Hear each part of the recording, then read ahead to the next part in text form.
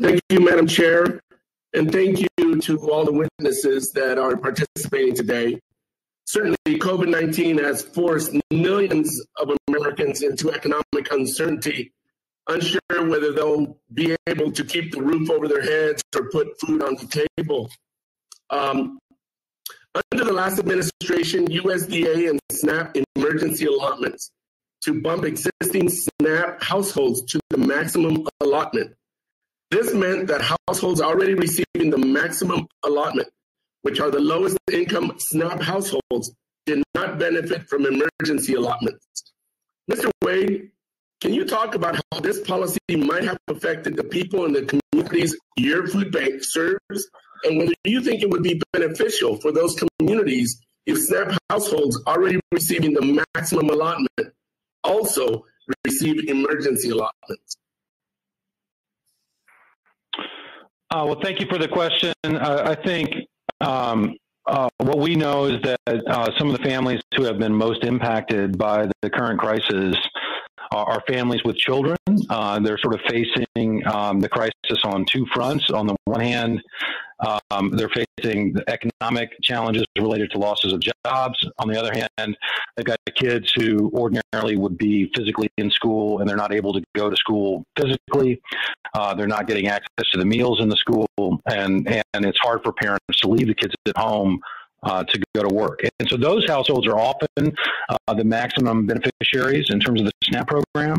So we do believe that helping those families have access to more benefits would be helpful, because those are the families that are experiencing by far the greatest challenges.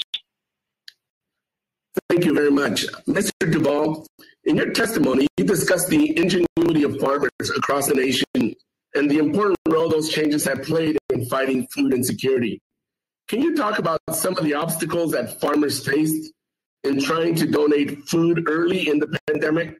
How can we make it easier to connect farmers who have extra food with those who are in need? Yes, sir, because thank you for the question.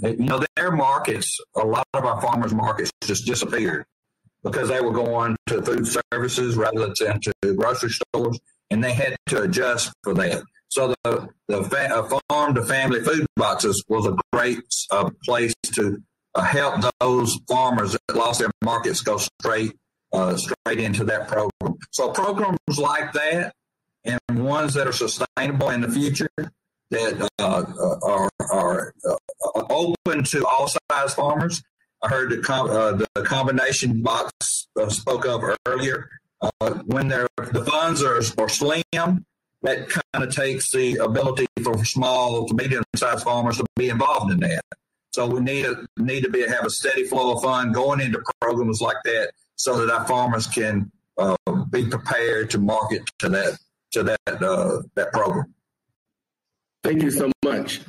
Mr. Edenfield, your testimony mentions the partnership Wayfield Foods has with the SNAP Ed-funded community agency, Open Hand Atlanta. How has the pandemic affected that partnership and the nutrition education programs offered? Well, it has affected it because most of that there is one-on-one. I say one-on-one. We have tour groups. We'll have 10 to 15 people. And so there hadn't, since the pandemic, there really haven't been any of that at all because of the of keeping the distance, and it's just kind of threw that off track along with some other things. So really, they've been for the last year. They really haven't been any movement in that. It's a great program. I think it's all voluntary to people that come to it, and as far as spending wisely, not on healthy eating, but to get the most out of your money, feeding the family for $10, and planning for to be a healthy meal. So it's a great partnership and a great plan, but they haven't been anything going on during the pandemic. Thank you very much, Mr. Edenfield. Madam Chair, I'll yield back.